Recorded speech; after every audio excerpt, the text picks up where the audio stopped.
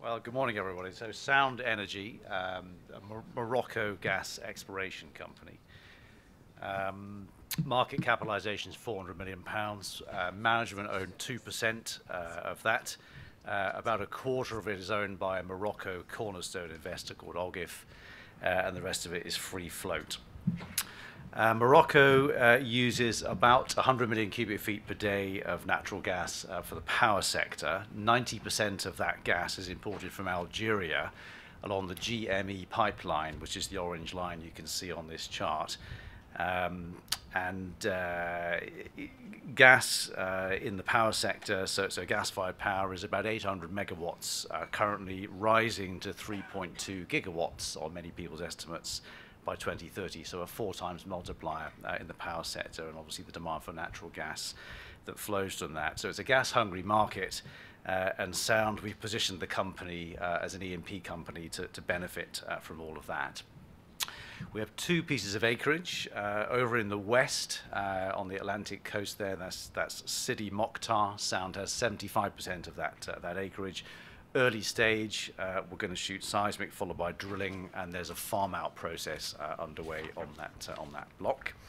And then over in the east, Tendrara, which is where we have most of our activity, there's a discovery there that's in feed, and there's an exploration drilling program underway for more natural gas. So just to zoom in a bit on that Tendrara area, and this is some data from the TE5 field in Tendrara, where we have a CPR with a P50 of 400 BCF. And this is really where the Sound story begins. Tight Triassic sandstone reservoirs under a salt caprock. It's been known about since the late 1960s when Agip came through this area and drilled wells. Sound partnered with Schlumberger in 2016-2017 and re-drilled this structure and did stimulated well tests and achieved the flow rates you can see on the chart there, 18 million cubic feet a day for the vertical well and 28 million cubic feet a day for the horizontal well. Those flow rates, those commercial flow rates, basically unlock this field and the exploration in the acreage all around. So to develop the field, so this is the TE5 field. We had a competitive process this year for EPC and for vendor financing. And after that competitive process, we have awarded exclusivity to a consortium led by Enagás of Spain. And that Enagás consortium is currently conducting a FEED study on the project at their cost, so around $2 billion of cost. And they have the rights to build the field under a build, own, operate, and transfer contract, providing $186 million of finance for the midstream, so for the processing plant and the pipeline. And we, of course, would pay that back through an annual tariff. The upstream part, the wells, that stays with Sound and our partners, and we're working on that. The off-taker for this gas, we expect to be ONI, the power company, and we're in the processes of negotiating a GSA with them for that. So making quite a bit of progress on this development project.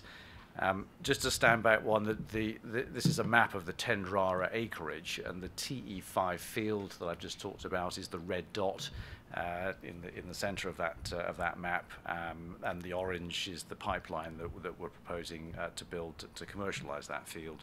More broadly, we've just finished up a seismic program across this whole acreage, a $27 million seismic program that was carried by Schlumberger and acquired by WesternGeco. From that seismic, we're going to drill 3 exploration wells in 3 different play types. And in the success case, these discoveries could all be tied back into that new pipeline, which we think can materially change the value of this block. The first 2 wells, the yellow blobs on the map, are targeting Triassic reservoirs, the same fairway as TE5. And the third well, which isn't on the map, is likely to be in a deeper target, a Paleozoic target, and that'll be the third well in the sequence. Just an example of the seismic. So again, we're targeting the horizon in yellow there. That's the Triassic sandstone, which is underneath the salt. TE5 are on the right-hand side of the chart. That's the 400 BCF discovery that I've mentioned that's currently in feed. TE9, which is a lookalike prospect, is drilling in the 12.25-inch hole currently. and should reach TD before the end of the year or slightly sooner. That well will also go into the Paleozoic, much more of a wildcat approach, just in the bottom hole section. So a lot of things happening on exploration.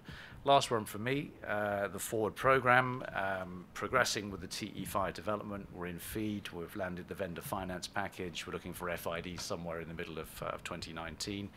3-well exploration program, which kicked off in October, and that'll run through probably into the first quarter of next year. That exploration is all covered by cash on sheet, which is currently $33 million. So look, a transformational phase for the company in the next 6 months with development activity and with the drill bit.